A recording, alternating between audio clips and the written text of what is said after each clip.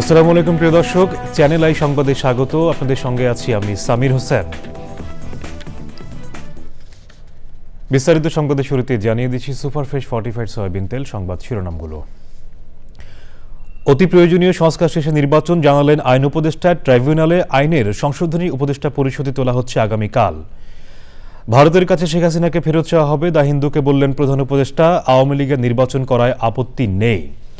মাওলানা সাদের দেশে আসা নিশ্চিতে প্রধান উপদেষ্টা বরাবর স্মারকলিপি। কাকরাইলে সাদপন্থীদের 2 ঘণ্টা সড়কে অবস্থান। বিশ্ব জলবায়ু সম্মেলনে উন্নত দেশগুলোকে প্রতিশ্রুতি পূরণে সচেষ্ট হওয়ার আহ্বান। ক্ষতিগ্রস্ত ও ঝুঁকিপূর্ণ দেশের জন্য কার্যকর উদ্যোগের পরামর্শ। এবং শ্রদ্ধা ভালোবাসা, স্বাধীন বাংলা ফুটবল দলের অধিনায়ক জাকারিয়া পিন্টুর বিদায়। মিরপুরে শহীদ বুদ্ধিজীবী কবরস্থানে দাফন। সংবাদ শিরোনামগুলো জানাচ্ছিলাম। এখনকার এই সংবাদ আয়োজন একই সঙ্গে চ্যানেল আইয়ের ইউটিউব চ্যানেলে এবং চ্যানেল আইয়ের ওটিটি প্ল্যাটফর্ম আই স্ক্রিনে লাইভ স্ট্রিম হচ্ছে। এবার বিস্তারিত সংবাদ। ভারতের কাছে ক্ষমতাচ্যুত প্রধানমন্ত্রী শেখ হাসিনাকে ফেরত চাওয়া হবে বলে জানিয়েছেন অন্তর্বর্তী সরকারের প্রধান উপদেষ্টা প্রফেসর মোহাম্মদ ইউনূস। তবে শেখ হাসিনার দল আওয়ামী লীগ নির্বাচনের প্রতিদ্বন্দ্বিতা করলে কোনো আপত্তি থাকবে না। ভারতীয় সংবাদ মাধ্যম দা হিন্দুকে দেয়া সাক্ষাৎকারে এসব কথা বলেন ডক্টর ইউনূস। ঢাকায় নিজ বাসভবনে দা হিন্দুর সঙ্গে একান্ত সাক্ষাৎকারে প্রফেসর ইউনূস ভারতের সাথে সম্পর্ক ও সংস্কারের পরিকল্পনা নিয়ে তার দৃষ্টিভঙ্গি জানান। বাংলাদেশে সনাতন ধর্মাবলম্বী সহ সংখ্যালঘুদের ওপর হামলা ও নিরাপত্তা নিয়ে প্রতিবেদনকে প্রোপাগান্ডা বলে অভিযোগ করেন প্রধান উপদেষ্টা professor Mohammad Yunus.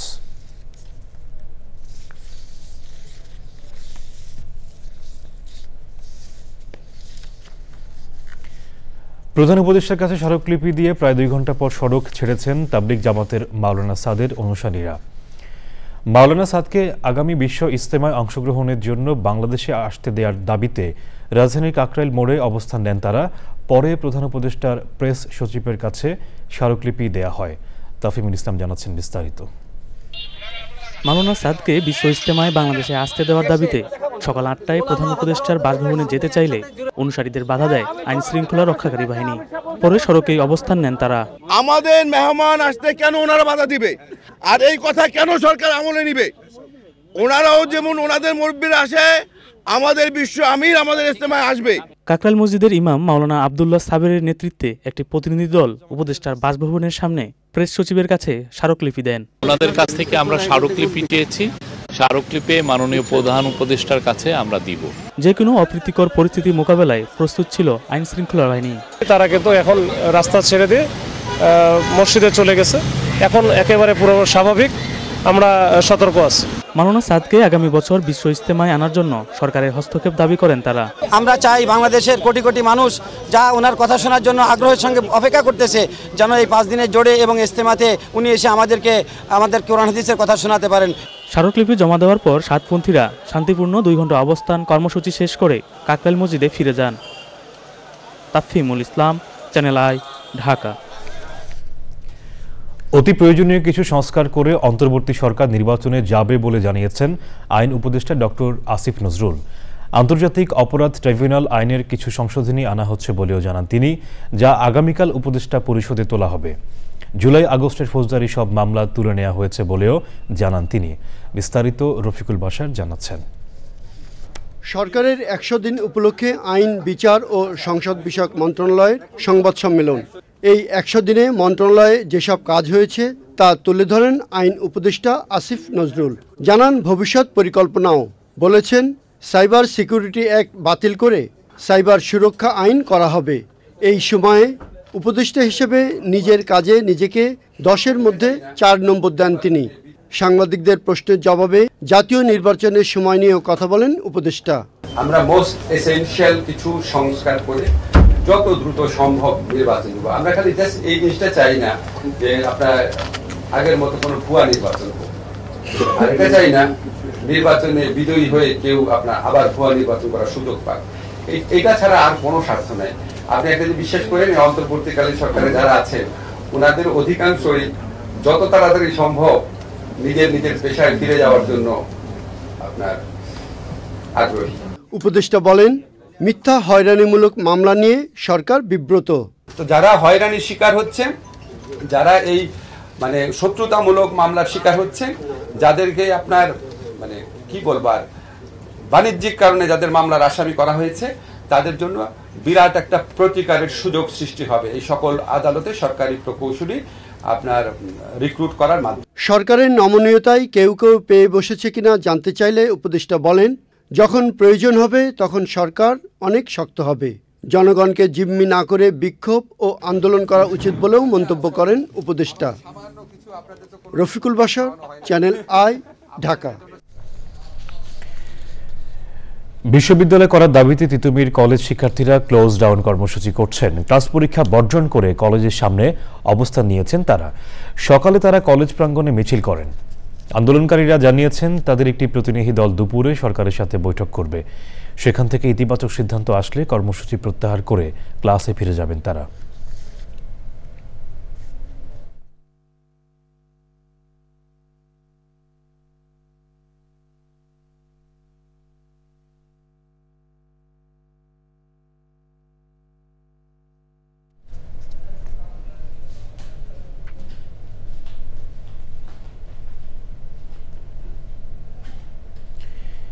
New market থানার হত্যা মামলায় আওয়ামী লীগের প্রেসিডিয়াম সদস্য ও সাবেক খাদ্যমন্ত্রী অ্যাডভোকেট কামরুল ইসলামকে ৮ দিনের রিমান্ড মঞ্জুর করেছে আদালত। কামরুল বৈষম্যবিরোধী ছাত্র আন্দোলনে অর্থ যোগানদাতা ও মদতদাতা ছিলেন রাষ্ট্রপক্ষ এমন অভিযোগ করলেও আসামি পক্ষের আইনজীবী বলছেন রাজনৈতিক কারণে তাকে মামলার আসামি করা হয়েছে। শাকের আদনানের রিপোর্ট। বৈষম্য বিরোধী ছাত্র আন্দোলন চলার সময় ব্যবসায়ী আব্দুল ওয়াদুদ গুলিতে নিহত হওয়ার ঘটনায় নিউ মার্কেট থানার হত্যা মামলায় সোমবার রাতে রাজধানীর উত্তরা থেকে সাবেক খাদ্যমন্ত্রী কামরুল ইসলামকে গ্রেপ্তার করে গোয়েন্দা পুলিশ। জিজ্ঞাসাবাদের জন্য মঙ্গলবার তাকে 10 দিনের রিমান্ডের আবেদন করেন তদন্ত কর্মকর্তা। আসামিপক্ষ জামিন আবেদন করলে তা নামঞ্জুর করা হয়। আমরা সরকার পক্ষে রাষ্ট্রপক্ষেও শুনানি করেছি। বিজ্ঞ আদালত সন্তুষ্ট হয়ে 8 দিনের রিমান্ড মঞ্জুর করেন। আইনের শাসন প্রতিষ্ঠিত হয় নাই এবং সেই অর্ডারের এগেইনস্টে আমরা উচ্চ আদালতে যাব। ভারতে পালানোর সময় যশোরের শার্শা সীমান্ত থেকে গাজীপুর মহানগর আওয়ামী লীগের সহসভাপতি ও গাজীপুর সিটি কর্পোরেশনের সাবেক প্যানেল মেয়র আসাদুর রহমান কিরণকে আটক করেছে বিজিবি। সাবেক পাট ও বস্ত্রমন্ত্রী গোলাম দস্তগীর গাজীর পিএস আফজাল কবিরকে গ্রেপ্তার করেছে কক্সবাজার জেলা পুলিশ। তার নামে বেশ কয়েকটি মামলা রয়েছে। Shakir Adnan, channel I, Dhaka. জলবায়ু পরিবর্তনের বিরুদ্ধে কার্যকর পদক্ষেপ নিতে 2030 সাল পর্যন্ত অপেক্ষা করা সম্ভব নয় বলে জানিয়েছেন পরিবেশ, বন ও জলবায়ু পরিবর্তন উপদেষ্টা সৈয়দা রিজওয়ানা হাসান। আজারবাইজানের বাকুতে জাতিসংঘ বিশ্ব জলবায়ু সম্মেলনের কর্মসূচিতে যোগ দিয়ে একথা বলেন তিনি। উন্নত দেশগুলোকে তাদের প্রতিশ্রুতি পূরণে সচেষ্ট হতে হবে উল্লেখ করে তিনি বলেন, বাংলাদেশ সহ ক্ষতিগ্রস্ত ও ঝুঁকিপূর্ণ দেশগুলোর বাস্তবতার নিরিখে কার্যকর উদ্যোগ নিতে হবে। বিপর্যয়ের ঝুঁকিতে থাকা সভ্যতা রক্ষায় ন্যায্যতার ভিত্তিতে অর্থায়ন ও ছাড়ে গুরুত্ব আরোপ করেছেন প্রকৃতি বন্ধু বীর মুক্তিযোদ্ধা মুকিত মজুমদার বাবু। আজারবাইজানের বাকু থেকে আরও জানাচ্ছেন আলিমাল রাজি। নানা প্রতিকূলতা, দুর্যোগ ও বিপর্যয়ে ধুঁকছে ধরিত্রী। এমন পরিস্থিতিতে বিশ্বব্যাপী তাপমাত্রা বৃদ্ধি 1.5 ডিগ্রি সেলসিয়াসের মধ্যে সীমাবদ্ধ রাখার লক্ষ্য আর অর্জনযোগ্য নয় বলে মন্তব্য করেছেন বিশেষজ্ঞরা। এদিকে জলবায়ু অর্থায়ন চুক্তির ধীর গতিতে হতাশা জানিয়েছে পরিবেশবাদী গোষ্ঠী ও সংগঠনগুলো। সম্মেলনের আয়োজক দেশ হিসেবে জলবায়ু অর্থায়নে 2030 সালের মধ্যে 120 বিলিয়ন মার্কিন ডলার বরাদ্দের ঘোষণা দিয়েছে আজারবাইজান। সম্মেলনের দ্বিতীয় সপ্তাহের শুরুতে সাইড ইভেন্টগুলোতে চলছে নানা আলোচনা। প্রথমবারের মতো জাতীয়ভাবে loss and damage assessment framework তুলে ধরেছে বাংলাদেশ। এতে উঠে আসে বাংলাদেশ সহ ভয়াবহ ঝুঁকিতে থাকা দেশগুলোর তথ্য উপাত্ত। জানানো হয় জলবায়ু ন্যায় বিচার প্রতিষ্ঠার দাবি। বিভিন্ন ডিজাস্টার হচ্ছে, সেখান থেকে আমাদের ক্লাইমেট ইন্ডিউস ডিজাস্টারগুলো আইডেন্টিফাই করা এবং তার যে ড্যামেজ হচ্ছে আমাদের কমিউনিটির যে রাইটটাকে এস্টাবলিশ করা, প্লাস আমরা প্রপার জায়গাতে আমাদের এইটা রেজ করা। আমরা যদি এই ডিসপ্লেসমেন্ট ইস্যুটাকে ন্যাশনাল প্ল্যানিংয়ে ইন্টিগ্রেট করতে পারি, ডেফিনেটলি এটি একটি আমাদের লস অ্যান্ড ড্যামেজ অ্যাসেসমেন্টের ক্ষেত্রে একটি নতুন মাত্রা যোগ করবে। সেই ফ্রেমওয়ার্ক দিয়ে আমরা economic and non economic loss and damage বের করে আমরা তখন এটাকে বের করতে পারবো। এবং বাংলাদেশ অলওয়েজ ক্লাইমেট চেঞ্জের যে কোনো অ্যাকশনে খুবই পায়োনিয়ার। আপনারা জানেন যে আমরা একটি ন্যাশনাল অ্যাডাপ্টেশন প্ল্যান তৈরি করেছি সেখানে বিশ্বের কাছে এটা সমুদ্রিত হয়েছে। বৈশ্বিক গ্রিনহাউস গ্যাস নির্গমনে বাংলাদেশের পরিমাণ মাত্র 0.4% হলেও জলবায়ু অভিঘাত ও মানবসৃষ্ট দুর্যোগে চরম ক্ষতির শিকার হচ্ছে। ভবিষ্যতে নিরাপদ ও সমৃদ্ধ আবাস নিশ্চিতে জানানো হয়েছে জলবায়ু ন্যায়বিচার ও প্রতিশ্রুতি অনুযায়ী অর্থ ছাড়ের আহ্বান। আমরা যে নানাভাবে ক্ষতিগ্রস্ত হচ্ছি এবং আমাদের যে ডিসপ্লেসমেন্ট হচ্ছে ক্ষতিগ্রস্ত জনসংখ্যার, এবং সেখানে যেটা এক্সপেক্টেড যে 2050 সালের মধ্যে 133 মিলিয়ন লোক এই জলবায়ুর কারণে ডিসপ্লেসড হবে, এবং যেটা কিন্তু একটা ভয়াবহ ব্যাপার। আমরা যদি এখনই ইনিশিয়েটিভ না নেই এবং জোরে সোরে এই ব্যাপারে ন্যাশনাল ফ্রেমওয়ার্কের মাধ্যমে এগিয়ে নিয়ে না যাই, তাহলে কিন্তু আমাদের একটা বিশাল ডিজাস্টার অপেক্ষা করছে আমাদের জন্য। সুতরাং এই ব্যাপারটি কিন্তু আমাদের মাথায় রাখতে হবে এবং এ নিয়ে কিন্তু সবাইকে এগিয়ে আসতে হবে এবং কাজ করতে হবে, এবং এই ব্যাপারটিকে আমাদের মাননীয় উপদেষ্টা বলেছেন যেন আমরা দেরি আর না করি, আমরা যেন দ্রুত এই ব্যাপারে এগিয়ে আসি। এই আন্তর্জাতিক দর কষাকষি শেষ হওয়া পর্যন্ত বসে থাকার কোনো সুযোগ নেই, কারণ আমরা প্রতিনিয়ত যা মুখোমুখি হচ্ছি, আমাদের জনগোষ্ঠীর মানিয়ে নেওয়ার ক্ষমতা তার থেকে অনেক কম। আরেকটা হচ্ছে উন্নত দেশগুলো তাদের যে অর্থনৈতিক মডেল এবং কার্বন নিঃসরণ না কমানোর কারণে কিন্তু এই ক্ষতিগুলো বেড়ে যাচ্ছে। এদিকে বিশ্বজুড়ে যুদ্ধ ও গণহত্যা বন্ধের পাশাপাশি ধরিত্রী রক্ষায় জীবাশ্ম জ্বালানির ব্যবহার বন্ধে জোর কর্মসূচি করছেন পরিবেশবাদীরা। করুণ বাস্তবতা বলছে, জলবায়ু অভিঘাত ও মানবসৃষ্ট কারণে এই মুহূর্তে বাংলাদেশের 50 লাখ মানুষ বাস্তুচ্যুতির ঝুঁকিতে রয়েছেন। ধনী দেশগুলোর রাজনৈতিক সদিচ্ছা ও পর্যাপ্ত অর্থায়নের পাশাপাশি কার্যকর উদ্যোগে সমাধানের রূপরেখা দেখছেন জলবায়ু বিশেষজ্ঞরা। আলিমাল রাজি, চ্যানেল আই, বাকু, আজারবাইজান। ওয়ার্কশপে কাজ করতে গিয়ে এক হাত হারানো শিশু নাইম হাসান নাহিদকে 30 লাখ টাকা ক্ষতিপূরণ দিতে হাইকোর্টের নির্দেশ বহাল রেখেছেন আপিল বিভাগ।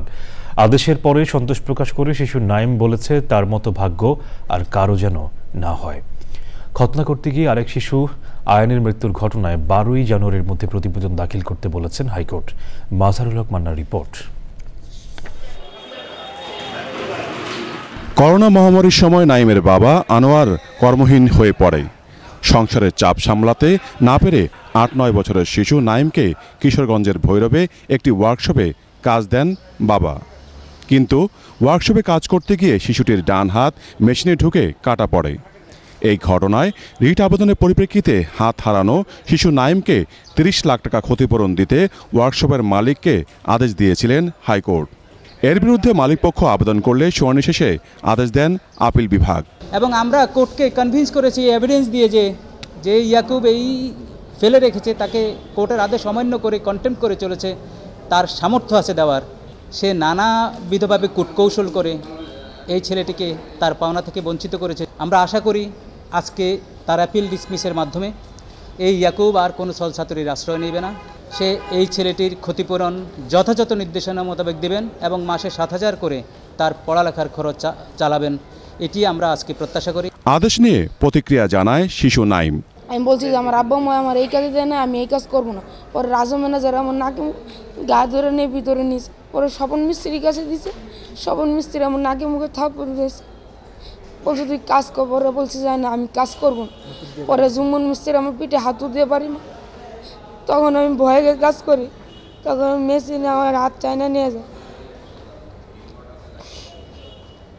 আমার মতন এরকম দুঃখী বাজানোর কারণ না দেয়। বাড্ডার একটি হাসপাতালে সুন্নতে খতনা করাতে গিয়ে শিশু আয়ান আহমেদের মৃত্যুর ঘটনায়ও আদেশ দেন হাইকোর্ট। লর্ডশিপ বলেছেন যে এই মামলাটি সুচারুরূপে পরিচালনার জন্য আমাদের প্রয়োজন এই তদন্ত কমিটির সেই রিপোর্টটি। তো আগামী 12/1/2025 অর্থাৎ 12ই জানুয়ারি 2025 তারিখে এই রিপোর্টটি সাবমিটের জন্য মহামান্য হাইকোর্ট ডিভিশন সেই তদন্ত কমিটিকে গাইডলাইন দিয়েছেন। আইনজীবী জানিয়েছেন সুন্নতে খতনা করতে গিয়ে হাসপাতালে আরও কোনো শিশুর মৃত্যুর ঘটনা ঘটেছে কিনা সংশ্লিষ্ট কর্তৃপক্ষকে তা জানাতে বলা হয়েছে। মাঝড়ক মান্না, চ্যানেল আই, ঢাকা। সংবাদের এই পর্যায়ে নিচ্ছে বিরতি, আর বিরতির পর জানিয়ে ফিরছি।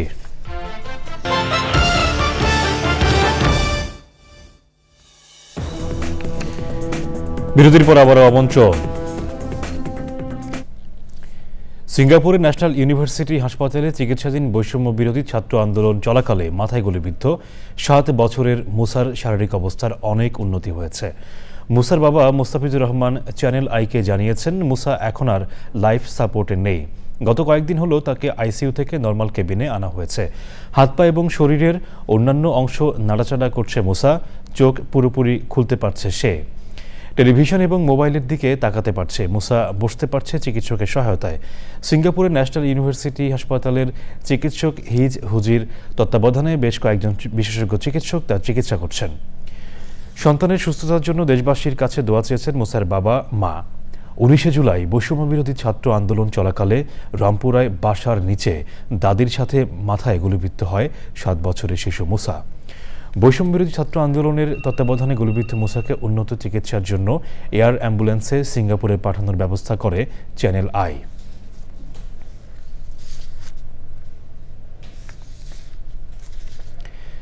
দেশের পোল্ট্রি শিল্পের চলমান অস্থিতিশীলতা কাটিয়ে আধুনিকীকরণের মাধ্যমে আরও গতিশীল করার লক্ষ্যে ঢাকায় এক আলোচনা সভা হয়েছে। সভায় নিরাপদ আমিষ এবং পুষ্টি চাহিদা পূরণে ন্যায্য মূল্যে মাংস ও ডিম প্রাপ্তি নিশ্চিতের উপর গুরুত্ব দেন বক্তারা। বিস্তারিত জহির মুন্নার রিপোর্টে। দেশের মানুষের আমিষ চাহিদার অন্যতম প্রধান উৎস পোল্ট্রি খাত। এই খাতকে কি করে আরও আধুনিক ও টেকসই করা যায় তা নিয়েই এই আলোচনা সভা।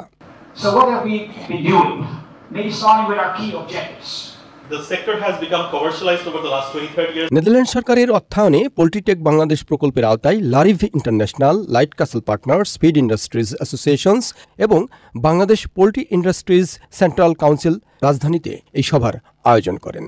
Poultry sector development and improvement is here. We have to think how we can sustainable poultry farming practice. আলোচনায় অংশ নেন বাংলাদেশে নেদারল্যান্ডসের দূতাবাস, বাংলাদেশ সরকার, বিশ্ব ব্যাংক এবং পোল্ট্রি শিল্পের প্রতিনিধিগণ। দীর্ঘ আলোচনায় এ শিল্পের উন্নয়নে সমন্বিতভাবে কাজ করার উপর গুরুত্ব দেন বক্তারা। প্রান্তিক খামারি যে 2000 মুরগি পালছে তাকে যদি 10,000 মুরগি পালনের সুযোগ দেন, তাদেরকে বাঁচিয়ে রাখার একমাত্র উপায় হচ্ছে তাদের অভিজ্ঞতাকে কাজে লাগিয়ে তাদেরকে বড় করার সুযোগ দিতে হবে। ডিমের বর্তমান বাজার দরে বিশ্ব বাজার পরিস্থিতির প্রভাব আছে বলেও মন্তব্য করেন সংশ্লিষ্টরা। ডলারের দাম যদি 86 টাকা থেকে 123 টাকা হয়, তাহলে এমনি 40% দাম বেড়ে যাবে। এটা আরও কিছু করার নেই, এই মিনিমাম এই দামটা বাড়বেই। এটা হলো প্রথম ইস্যু। লজিস্টিক্স খরচ অনেক বেড়ে গেছে, ট্রান্সপোর্টেশন খরচ অনেক বেড়ে গেছে। এগুলো তো আসলে কমানো খুব ডিফিকাল্ট, বাট এগুলো আস্তে এনার্জি খরচ অনেক অনেক বেশি বেড়ে গেছে। কিন্তু সেই সুযোগে প্রডিউসাররা যতটুকু না দাম বাড়ায়, মিডলম্যানরা তার থেকে অনেক বেশি দাম বাড়ায়। এবং 7টা হাত যদি একটা চ্যানেলের ভিতরে থাকে, তখন আপনি প্রতিটা হাতে যদি 20 পয়সা করে দেন, তাহলে তো 1 টাকা 40 পয়সা এখানেই বেড়ে গেল। এই শিল্পকে টিকিয়ে রেখে উন্নয়নের গতি আগামীতে আরও বৃদ্ধি করতে হলে প্রয়োজন ক্ষুদ্র উদ্যোক্তাদেরকে সম্পৃক্ত করার। Zahir Munna, channel I, Dhaka. ভারতের আদানি গ্রুপের সঙ্গে বিদ্যুৎ ক্রয় চুক্তির বিষয়ে অনুসন্ধানে আন্তর্জাতিক জ্বালানি ও আইন বিশেষজ্ঞদের সমন্বয়ে 1 মাসের মধ্যে উচ্চ ক্ষমতা সম্পন্ন কমিটি গঠন করতে নির্দেশ দিয়েছেন হাইকোর্ট। একই সাথে কমিটি গঠনের পর পরবর্তী 2 মাসের মধ্যে আদালতে প্রতিবেদন দাখিল করতে বলা হয়েছে। চুক্তি সইয়ের আগে দর কষাকষি হওয়া সংক্রান্ত নথি দাখিল করতেও বলা হয়েছে। রিট আবেদনের পরিপ্রেক্ষিতে ওই আদেশ দেন বিচারপতি ফারাহ মাহবুব ও বিচারপতি দেবাশিস রায়চৌধুরীর বেঞ্চ। আদেশে পরে আইনজীবী আব্দুল কাইয়ুম বলেন, অন্তর্বর্তীকালীন আদেশের পাশাপাশি রুলও জারি করেছেন আদালত। এতে আদানির সাথে জ্বালানি চুক্তি ন্যায্যতা ও সমতার ভিত্তিতে পুনর্মূল্যায়ন ব্যর্থ হলে তা বাতিল করতে কেন নির্দেশ দেওয়া হবে না তা জানতে রুল জারি করেছেন আদালত। পিডিবির চেয়ারম্যান ও জ্বালানি মন্ত্রণালয়ের সচিব সহ কয়েকজনকে রুলের জবাব দিতে বলা হয়েছে।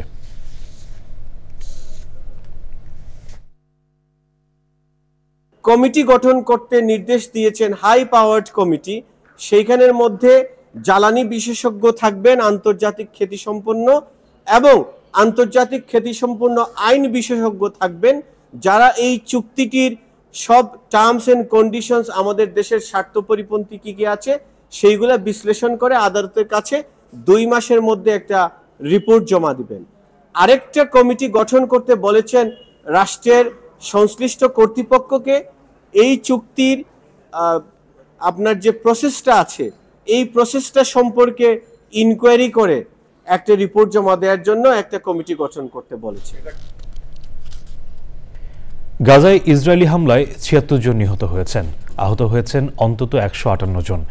দুর্ভিক্ষ পীড়িত গাজায় জাতিসংঘের ত্রাণবাহী ১০০টি গাড়ি লুট হয়েছে। লুটপাটকারীদের ধরতে চালানো অভিযানের সময় প্রাণ হারিয়েছেন ২০ ফিলিস্তিনি। লেবাননের রাজধানী বৈরুতে ইসরায়েলের হামলায় ৫ জন নিহত হয়েছেন। তেল আবিবে হিজবুল্লাহর ক্ষেপণাস্ত্র হামলার পর বৈরুতের কেন্দ্রস্থলে হামলা চালায় ইসরায়েল। বিভিন্ন সংবাদ মাধ্যম জানিয়েছে হামলার পর একটি ভবনে আগুন জ্বলতে দেখা যায়। এছাড়া বিদ্যুৎ সরবরাহে বিঘ্ন ঘটছে বলে জানা গেছে। এবার নিটল টাটা কৃষি সংবাদ।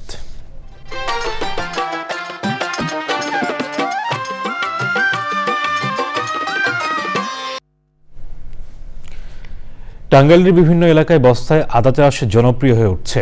বিশেষ করে স্কুল কলেজ পড়ুয়া অনেক শিক্ষার্থী পড়াশোনার খরচ যোগাচ্ছেন আদা চাষ করে আয়ের টাকা দিয়ে।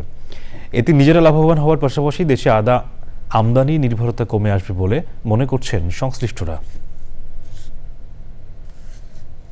এবার প্রকৃতি সংবাদ।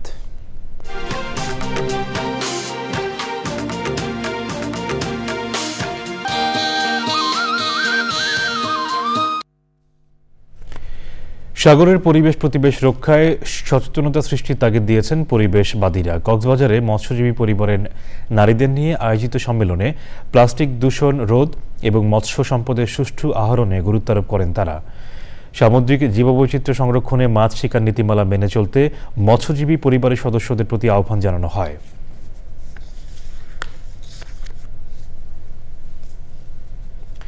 এবার খেলার খবর জানিয়ে দিচ্ছি আরো একবার। অতি প্রয়োজনীয় সংস্কার শেষে নির্বাচন জানালেন আইন উপদেষ্টা। ট্রাইব্যুনাল আইনের সংশোধনী উপদেষ্টা পরিষদে তোলা হচ্ছে আগামীকাল।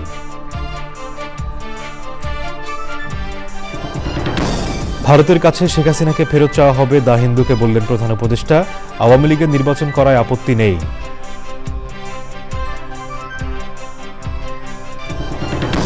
মাওলানা সাদের দেশে আসা নিশ্চিতে প্রধান উপদেষ্টা বরাবর স্মারকলিপি। কাকরাইলে সাদপন্থীদের ২ ঘণ্টা সড়কে অবস্থান।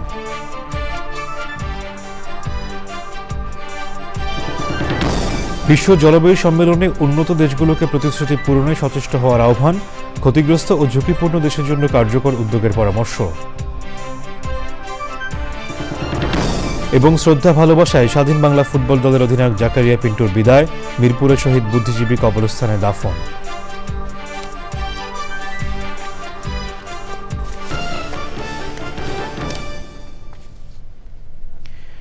এখনকার সংবাদ আয়োজন এ পর্যন্তই। পরবর্তী সংবাদ দেখার আমন্ত্রণ জানিয়ে শেষ করছি। ধন্যবাদ সবাইকে।